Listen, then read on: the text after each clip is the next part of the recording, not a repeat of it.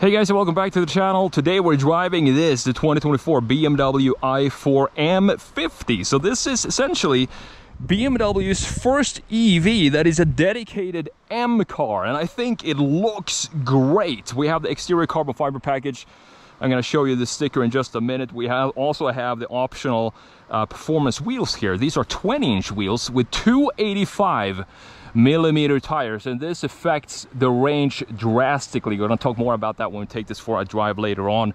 Beautiful styling. You see some exterior details in the back here. i4. This paint color is this blue color is a $4,500 option for this car. I'm going to show you as well that on the sticker in a minute. The front end looks pretty clean. We still have the big kidneys in the front end, which I am still not sold on. I wish we still had some more clean BMW styling for the front end grills here. It's also covered up, half of it, and then you have this radar location in one of the kidneys, so it sits down here on the driver's side kidney.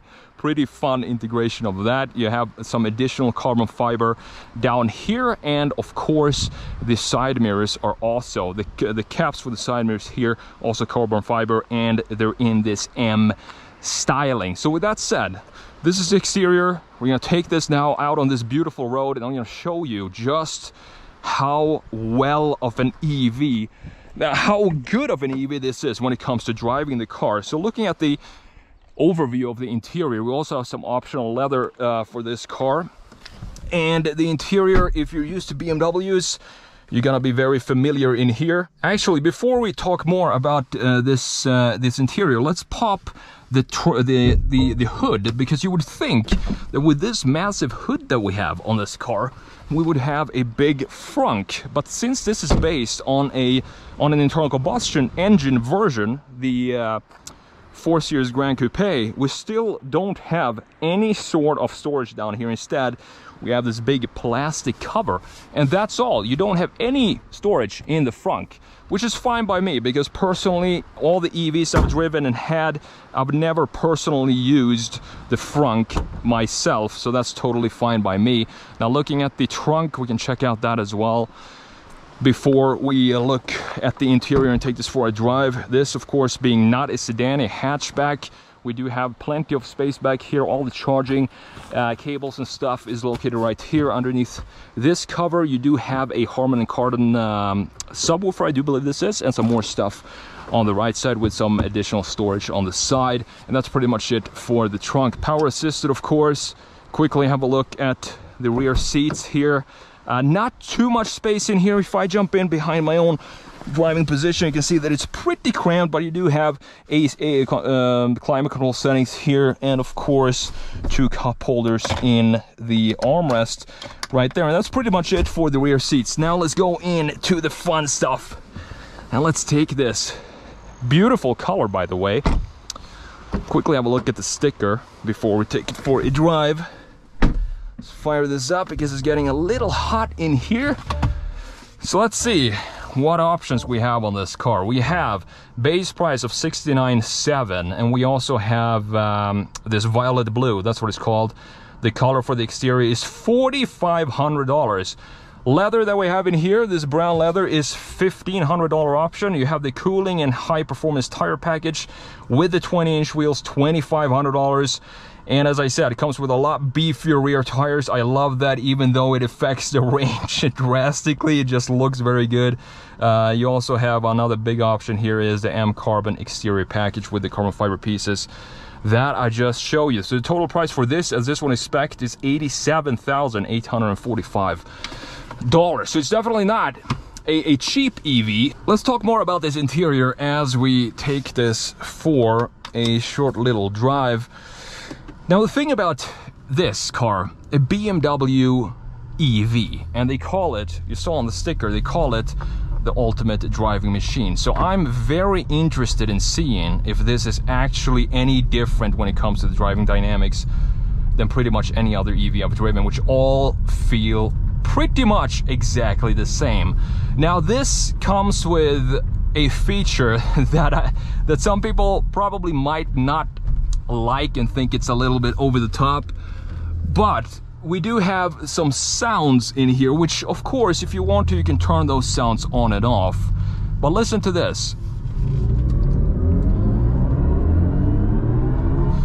It sounds like a spaceship, and that to me just adds a little bit to the dramatic driving experience of this car. And what BMW did is they went to Christopher Nolan's favorite composers for his movies, Mr. Hans Zimmer himself, and they asked him, could you make some cool noises for our EV, for our i4 M50? And that's what he did. So all the sounds that you hear in here are all composed by Hans Zimmer. And if you don't know him, look him up. One of the best movie composers of all time. Interstellar, Batman, a bunch of cool movies that he's been working on.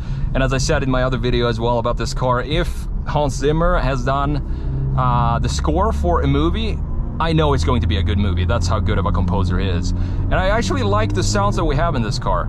Even though everything, yes, is just pumped into the cabin, it's all artificial. But for me, if you do what you can with what you have. You have an EV, the motors don't make any noise. So how can you add to that dramatic feeling of driving a car, specifically an M car? What do?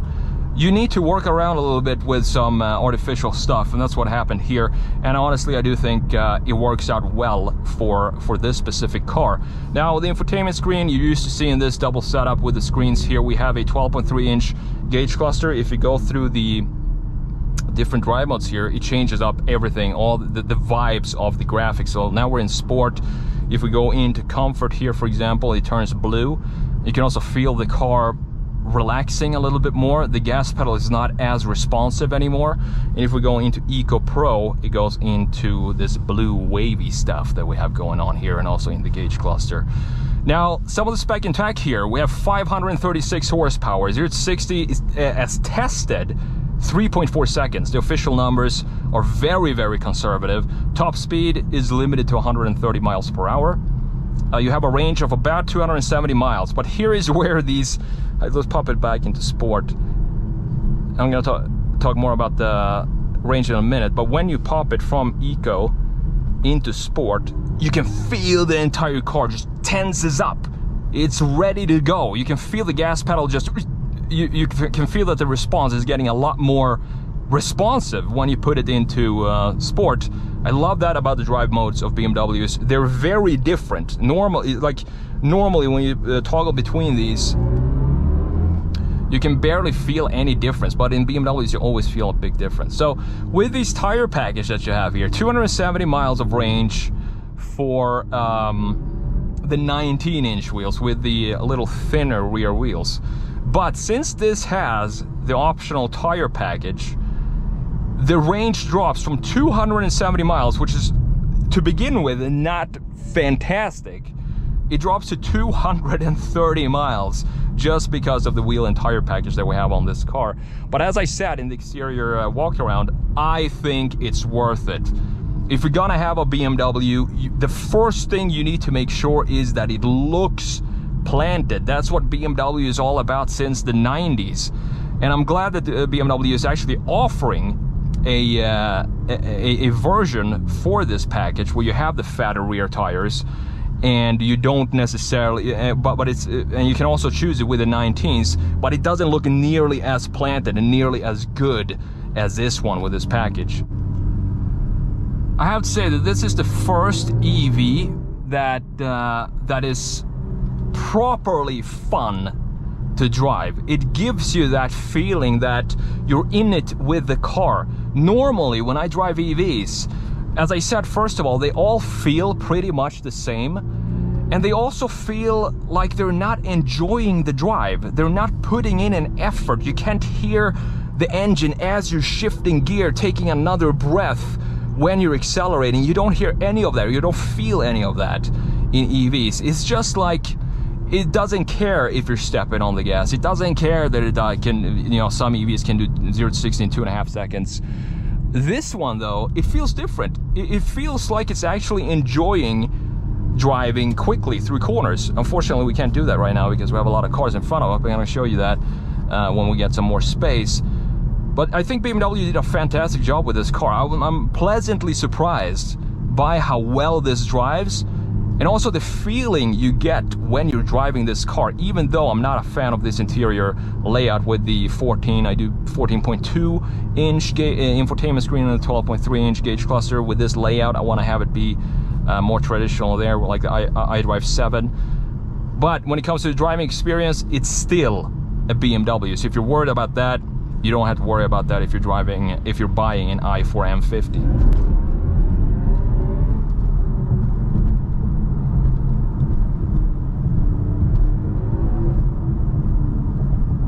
It just feels so good in the corners, and the acceleration, it's so instant. You get all this torque instantly. And that's one benefit, of course, with the dual motors and all-wheel drive in an EV, is that it just pulls so hard.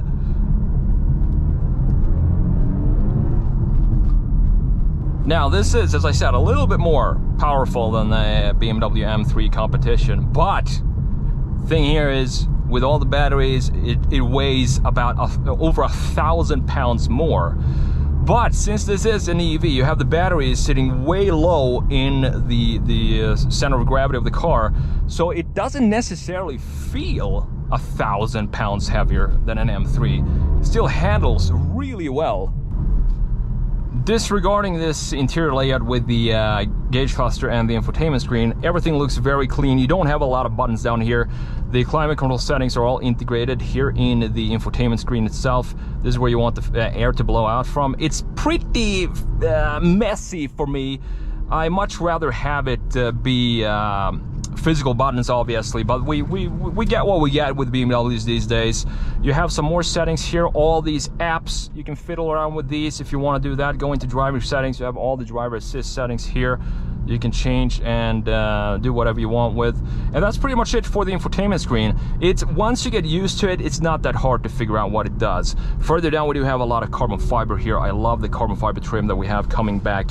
Also this big lid with a big carbon fiber. 2 cup holders, wireless charging, and this center stack that we're also used to seeing from BMWs with all the drive modes down here. Seats, very comfortable. They don't look very M-like to me. They look more like regular sports seats, but they're super comfortable. And I actually prefer these type of seats over these carbon fiber bucket seats, which tend to be a little bit less comfortable than this, but definitely hug you better in the corners. The steering wheel, typical BMW M steering with the M stitching on the inside here. We have the, for some reason, BMW puts the heated steering wheel button down here on the 3rd spoke. We also have the M logo down here, controls for the volume settings on the right spoke and the cruise control settings on the left spoke.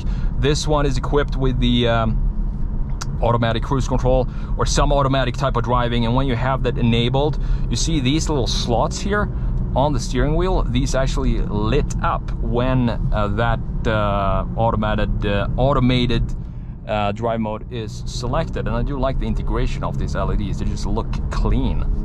And up top we do have looks like to be a bit bigger than a normal size sunroof, which you can open up fully if you want to. Let me know what you think about these sounds that we have for this. So you have, it feels like an engine, some sort of motor revving a little bit. When you step off the gas, it goes down. When you're stepping on it, goes up, a little higher pitched. And the thing here is I do have it now in, if you're wondering if you can drive this as a one pedal driving, I don't think I've touched the brake a single time during this entire drive, because I have the regen braking in the strongest setting now, and that's what I like to have on pretty much every EV I drive. It just feels good knowing that you're charging the battery as much as possible when you're stepping off the gas, and you can feel it really slowing down when you're letting off the gas or the accelerator. All right, so now we're coming on to a highway here, and it's so solid, this car. It feels very planted, and it has this BMW heaviness to it, but at the same time feels very nimble. I think BMW is the masters of getting that feeling right, where it feels solid, you feel the build quality of this car, but it's still a very easy and nimble car to drive. The steering isn't that You don't feel a lot in the steering wheel, which is one thing that I would maybe want to change for this specific car, and pretty much every new BMW. But other than that, just taking long sweeping corners like this, it feels great and the car feels properly planted. The only thing that I would like to change here is when it comes to the drivetrain. As I said before, the range just drops so fast. Now we're going downhill, so it's not going to affect the range. But taking this on a long road trip, if you're planning on doing that, just be prepared to make a lot of stops charging this car, specifically if you decide to go with this beautiful staggered setup that we have with wheels, 285s in the rear.